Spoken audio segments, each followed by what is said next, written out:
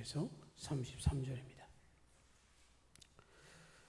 명절에 예배하러 올라온 사람 중에 헬라인 몇이 있는데 그들이 갈릴리 베세다 사람 빌립에게 가서 청하여 이르되 선생이여 우리가 예수를 배웠고자 하나이다 하니 빌립이 안드레에게 가서 말하고 안드레와 빌립이 예수께 가서 여쭈니 예수께 대답하여 이르시되 인자가 영광을 얻을 때가 왔도다. 내가 진실로 진실로 너에게 이르노니 한 알의 밀이 땅에 떨어져 죽지 아니하면 한 알 그대로 있고 죽으면 많은 열매를 맺느니라.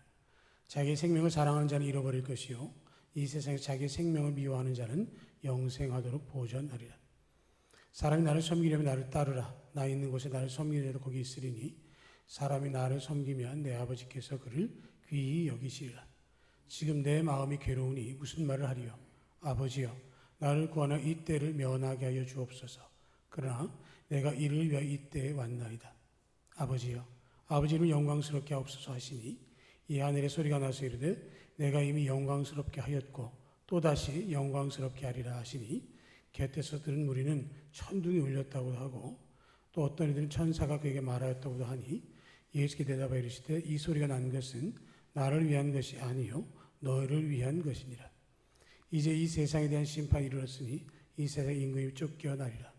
내가 땅에서 들리면 모든 사람을 내게로 이끌겠노라 하시니 이렇게 말씀하시면 자기가 어떠한 죽음으로 죽을 것을 보이심이러라. 아멘. 오늘 말씀은 예수님이 예루살렘 성에 입성한 후에 일어난 그런 일입니다.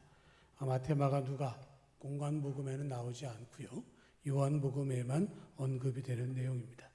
예수님께서 입성을 하시고 났을 때에 안드레와 빌립이 전해주는 내용은 헬라인들이 예수님을 만나자라고 하는 면담 요청입니다. 예수님께 빌립을 통해서 안드레를 거쳐서 예수님께 만나자고 요청을 했더니 23절에 보면 예수님께서 인자가 영광을 얻을 때가 왔도다라고 말씀을 하셨다라고 하는 겁니다. 거기에 올라온 헬라인들이 올라왔을 때 처음부터 그들의 계획이 예수를 만나자라고 하는 것이 아니었고 그들은 유월절을 맞아서 예배하기 위해서 올라왔고요. 그러는 중에 그들이 예수를 만나자라는 요청을 하는 것이죠. 그들이 그 예루살렘 성에서 나귀를 타고 입성하시는 예수님의 입성 장면을 보았을 것입니다. 그리고 그분을 향해서 호산나 다윗의 자손이여 그럼 오시는 이여 하고 외치는 그 음성도 들었을 것입니다. 그런데 그들이 왜 만나자고 했는지 직접 예수님하고 만나서 어떤 이야기를 했는지에 대한 내용은 언급되지 않고 예수님의 답변 인자가 영광을 얻을 때가 왔도다 라는 말씀으로 분위기를 유추할 수 있는 것이죠. 그들이 예수님을 찾아온 것하고 예수님이 영광을 받으시는 것하고 어떤 관계가 있을까 생각해 보면 사도 바울이 빌립보서 2장에 보면 하나님께서 그를 지극히 높으셨고 모든 이름 위에 뛰어난 이름을 주셨고 하늘에 있는 자들과 땅에 있는 자들과 땅 아래에 있는 자들로 모든 무릎을 예수의 이름에 꿇게 하시고 모든 입으로 예수 그리스도를 주라 시인하여 하나님 아버지께 영광을 돌리게 하셨다라고 말씀합니다. 인자가 영광을 얻을 때가 왔는데 사도 바울은 그때에 대한 설명 가운데에 하나님께 영광을 돌릴 때가 되었다라는 말씀을 하고 있는 것이죠. 모든 이름 위에 뛰어난 이름을 주셔서 하늘 위에 땅 위에 하늘의 땅 위에 땅 아래에 있는 모든 것들이 주님 앞에 무릎을 꿇고 당신은 우리의 주님이십니다 라고 하는 고백을 하고 있는 것이죠. 하나님의 아들로 인정을 받고 하나님의 본체를 회복하셨습니다. 예수님께서 예루살렘에 입성했을 때 많은 사람들은 기대치를 가지고 예수님을 향해서 자기들의 기대를 이야기했습니다. 로마의 압제로부터 더 이상 시달리지 않도록 로마를 물리치고 나라를 회복해달라. 그리고 다윗의 자손으로서 왕위에 앉아서 우리를 책임져 달라 하는 요청을 한 것입니다. 로마를 물리치고 이스라엘을 독립하고 세상의 영광을 취하는 자리를 예수님께서는 선택하지 않으셨습니다. 모든 것들을 다 해결하시고 자리할 수 있었음에도 불구하고 예수님은 십자가에 달려 죽으시는 길을 선택하셨습니다. 예수님께서 예루살렘을 입성하시고 군중들이 조롱하고 비웃고 십자가에 못 박으라고 외치는데 한 주간의 시간도 필요하지 않았습니다. 며칠 만에 그들은 예수님을 향해서 십자가에 못 박기를 요청하고 예수님을 향해서 손가락질하고 조롱하고 비난함에도 불구하고 예수님은 그 길을 가셨다라고 하는 것이죠. 세상 가운데서 인정할 수 없었던 길이었지만 예수님은 그 길을 선택하셔서 가셨습니다. 왜냐하면 그것이 하나님의 뜻을 이루어 드리는 길이었기 때문에 그런 것이죠. 요한복음 6장 37절에 보면 아버지께서 내게 주시는 자는 다 내게로 올 것이요 내게로 오는 사람은 내가 결코 내쫓지 아니하리라. 아들을 보고 그를 믿는 자마다 영생은 이것이 아버지의 뜻이니라 라고 말씀을 하셨습니다. 그렇게 생각해 보면 유대인을 위해서만 오신 것이 아니라 이 땅의 모든 인류를 위해서 예수님께서 오신 것이고 예수님께 오는 그 누구도 내쫓지 아니하시고 거절하지 아니하신다는 것을 생각해 보면 아마도 헬라 사람들을 만나셨겠지요. 그들에게 영생에 대해서 하나님 나라에 대해서 분명하게 말씀해 주셨을 것입니다. 빌립을 통해서 안드레를 통해서 만나졌던 그 사람들, 그들을 통해서 하나님께서 이 땅의 모든 사람들이 예수 그리스도 앞에 나아오도록 하시는 그 길이 하나님의 사인인 것을 받아들이게 되어졌다라고 하는 것입니다. 그들이 와서 만나자라고 하는 것, 이방인이 유대인을 만나는 것도 어렵지만 유대인이 이방인을 만나는 것은 더 어려운 일인데 그럼에도 불구하고 만나지는 것을 통해서 하나님께서 원하시는 구원의 시작을 그가 인정하셨고 그 길을 이루어 가는 것이죠. 27절을 보면 이 상황이 얼마나 어려운지 예수님의 고백이 나옵니다. 지금 내 마음이 괴로우니 무슨 말을 하리요? 아버지여 나를 구원하여 이 때를 면하게 하여 주옵소서. 그러나 내가 이를 위하여 이 때에 왔나이다. 이렇게 말씀을 하고 있습니다. 세번역 성경에서는 내가 지금 이렇게 마음을 걷잡을 수 없으니 무슨 말을 할까? 아버지 이 시간을 면하게 하여 주소서 하고 기원할까? 아니다. 나는 바로 이 고난의 시간을 겪으러 온 것이다 라고 번역되어 있습니다.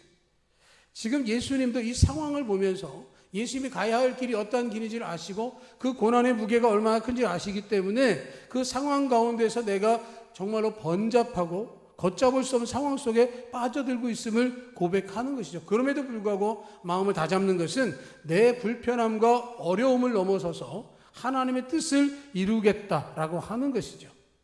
할 수만 있거든 이 잔을 내게서 옮기시옵소서. 그러나 내 뜻대로 마옵시고 아버지의 뜻대로 되기를 원하나이다 하는 말씀을 우리가 생각해 본다면 바로 그 역사가 일어나는 것이고요.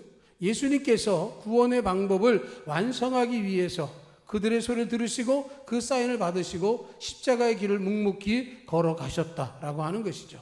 내가 이를 위하여 이때에 왔나이다. 내 뜻대로 마옵시고 아버지의 뜻대로 하옵소서라는 고백이 바로 여기에서 나타나는 것이죠.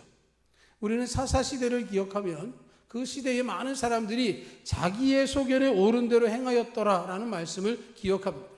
그 말씀은 하나님의 뜻이 있음에도 불구하고 자기들이 원하는 것을 추구하고 그 뜻대로 행했다라고 하는 것이죠.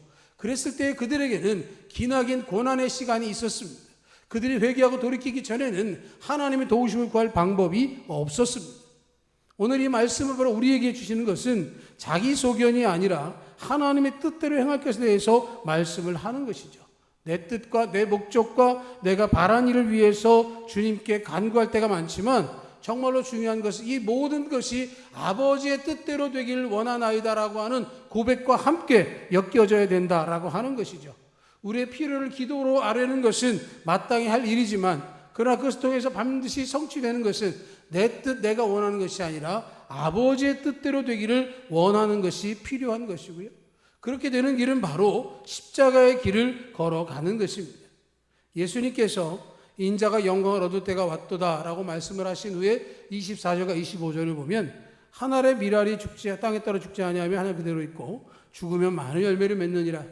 자기의 생명을 사랑하는 자는 잃어버릴 것이요 이 세상에 자기의 생명을 미워하는 자는 영생하도록 보전하리라 하는 말씀을 하십니다.